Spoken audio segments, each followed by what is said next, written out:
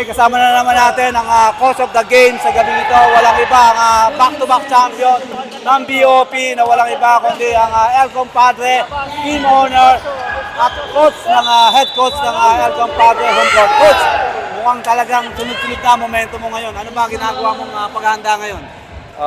Coach, medyo nagsiseryoso na kami ngayon sa practice. Kasi nung mga una, medyo relax pa kami dahil nga galing kami sa talo ng BOP ng championship. So, nagmo-move on pa kami. So, ngayon, mukhang kailangan na namin magseryoso. Kaya, seryoso na kami lagi sa practice pag nagpa-practice kami. Malapit na nga pala ang BOP natin.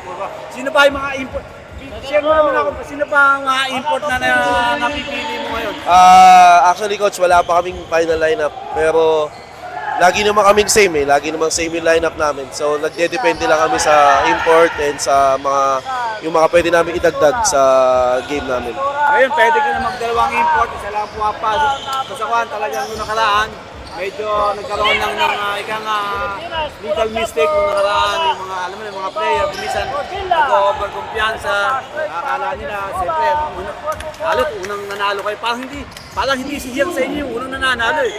Parang gusto lagi sa inyo, never say die. Alam mo naman natin, sanay sa mga never say die.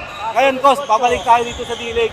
Palagay mo, siyempre, itong laban ng Adjust. saka itong Dawan Trading. Pag natalo ang Dawan Trading, pasok kayo sa semifinals.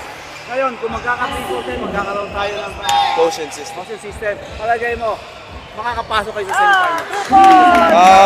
Coach, yun ang pinapanalangin namin. Siyempre, lahat naman ng team gusto makapasok sa automatic na semifinals. Kung papalaki kami, edi mas maganda. Kung hindi, tatrabahuin na lang namin sa practice. Parang score na yun, all 13, mukhang talagang medyo dikit din ang laban. Oo nga, Coach. Siyempre, Coach, dito sa Laglagan, handa na ba yung mga player mo? Oo, Coach, sabi ko nga, mas serious kami ngayon sa practice namin palagi. Kasi sa semi-dinig, ang hirap manalo. Ang hirap manalo ngayon, lalo wala kang reinforce. So, nagbe-base lang kami sa kung ano yung pwede namin ipakita. Ngayon, marami naman umaangat na laro sa iyo, lalo lang si Leonard Sena, yung mga talaga. Yung mga hindi mo nagagamit, looking forward, yung basta ko nagiging malaking ini-improve ngayon. Basta maraming nag-step up. At talaga lumalawas talaga yung laro kasi alam naman natin, mga veterano, andyan eh, kailangan natin yan eh. Siyempre ikaw, rumi-recruit ka ng mga batang player, ngayon na talaga nagkakaroon ng kumpiyansa. Siyempre, di ba, alam naman natin ang mga mandaya sa mga susunod pang mga liga. Kasi siyempre, hindi tayo pwedeng dulang sa player. Siyempre, Kaya nga, as much as possible, Coach, yung mga ginagamit kong mga batang player sa Abu Dhabi, pag may mga liga kami, pinapalaro ko dito para pagdating sa Abu Dhabi, alam nila kung ano yung sistema, alam nila kung paano naglalaro. Mukhang ikaw na din ang namamayati yata dito sa Abu Dhabi. Hindi po. Laban doon eh.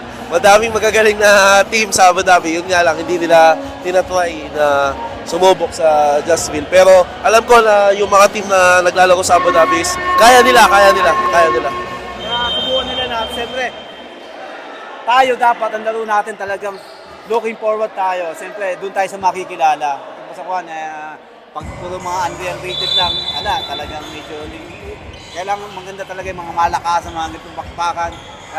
Ito yung abangan ninyo lagi. Lalo kayo ng BOP, abangan nyo sa next season. Pwede kayo, pwede pa kayong pa-register. And then bago Coach Nat, i-shoutout mo muna at patiin mo yung mga mahal mo sa buhay. Una-una, binabati ko yung shoutout sa Home Court Dubai kay Ma'am Jolibet. Salamat po sa sponsorship and sa pagtiwala sa El Compadre. And ini-invite ko kayo ang El Compadre, first floor Almaraya Mall sa cinema. Ando doon po ang El Compadre, lagi niyo pong bisitahin. Open kami from 11 to 12 midnight. Tapos Coach, batiin ko lang si mama ko. Ma, I love you, namimiss na kita. And yung wife ko, si Casey. And sa mga kaibigan ko, kay Dondon, kay Dairon, kay Marcos. Binabati ko kayo. Sa home court nga pala. And kay Dexter pala. Sa Lahugin, Dera, malapit sa Miracaban. Ang pala yun. Doon po natin matatagpuan ng home court dito. Supportahan po natin si Madam Julibet. Next time, sila po ang mag-sponsor sa atin. Good. Supportahan po natin ang home court ang sarili namin. Okay, Coach, good luck. Thank you po.